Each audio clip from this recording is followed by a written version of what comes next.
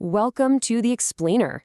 Today, we're going to dig into Joel Spolsky's super influential guide to hiring the absolute best programmers. Seriously, if you're building a team, this is the playbook you need to know. Spolsky kicks things off with this really powerful truth. Your success completely hinges on your team. Forget all the fancy tools and perks for just a minute.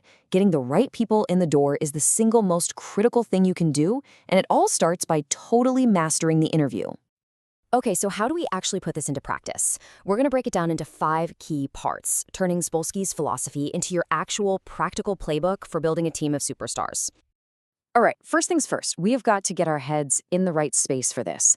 Hiring isn't just some chore on your to-do list. Spolsky argues it is the single most important job a manager has, period. Okay, this right here. This is the core non-negotiable principle. A bad hire is just a disaster. They drain money, they suck up time, and they destroy team morale. They write bad code, they make good people miserable, and getting rid of them is a nightmare. But a good candidate that you say no to, trust me, they'll land on their feet, they'll be fine. So the stakes are sky high, right? How on earth do you cut through all the noise? Well, Spolsky says you have to simplify your search. You gotta forget that long checklist of skills and just focus on 2, and only 2, fundamental traits. Seriously, that's it. Burn this into your brain. You are looking for people who are smart and people who get things done. Everything else is just noise, because these 2 traits, they're the foundation of any great programmer. And what's so brilliant about this is how it highlights the 2 traps you have to avoid. On one side, you've got the super smart academic, right? The person who can debate theory for hours but never actually ships a single line of code. And on the other side, you have the person who just does stuff without thinking, leaving this huge mess for everyone else to clean up. Both are a total liability. So to make sure you don't hire either of those people, you need a radically simple filter, a binary choice. There's no gray area here. And this is where the real discipline comes in. Any hint of, maybe, that's a no-hire. Any feeling of, well, I'm not sure, that's a no-hire. And that classic cop-out, yeah, hire them, but not for my team, that is absolutely mechanically a no-hire. Hesitation always means no.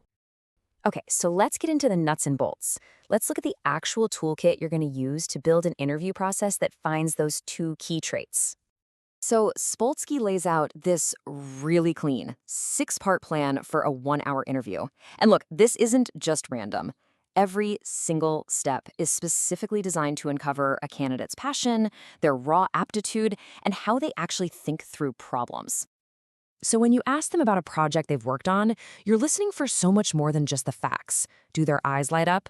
Can they explain something really complicated in a simple way? Do they get so excited talking about it that they kind of forget they're even in an interview? That's the passion you're looking for.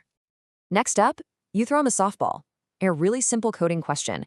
And look, the goal here isn't to see if they can solve it. Pretty much everyone should be able to. The real test is how fast they solve it. You're testing for basic programming fluency. And if you're wondering why that matters, check this out. This is a brilliant little anecdote. Basically, if you stumble on the easy stuff, you're never going to master the really complex stuff. Great programmers don't even have to think about the fundamentals. It's just automatic. All right, now we get to the real separator. This is where you find the truly great candidates. Questions about things like pointers and recursion. They're not just testing a skill somebody learned. They're testing a person's raw aptitude for handling multiple, complex ideas in their head at the same time. It's a core trait you can't really teach.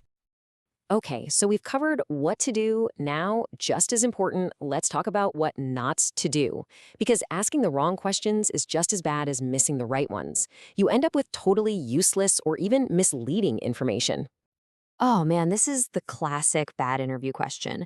The trivia question. It's a factoid that someone can Google in 15 seconds, and it has absolutely zero to do with whether they're smart or if they get things done.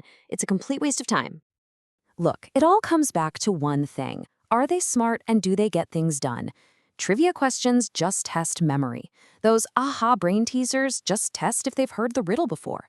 And obviously, personal questions are not only illegal, but they tell you nothing about their ability to do the job. You gotta stick to what actually matters. All right, we're in the home stretch. You've done the interview, you've gathered all your notes. Now it's time to make the call. And like we said before, there are only 2 possible answers. And the rule is just dead simple. Look at this. Any doubt at all, any but is an automatic no hire. You are not looking for pretty good. You are waiting for the candidate that makes you say, wow, yes, absolutely, zero doubt. And here's another key piece of discipline.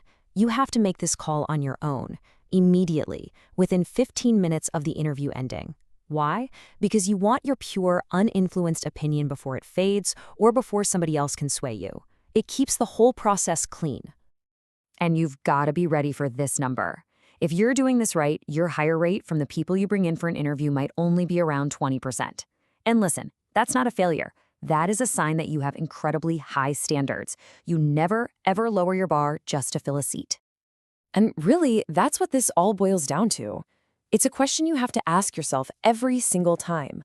The short-term pain of having an open role is nothing, absolutely nothing, compared to the long-term cancer of a bad hire.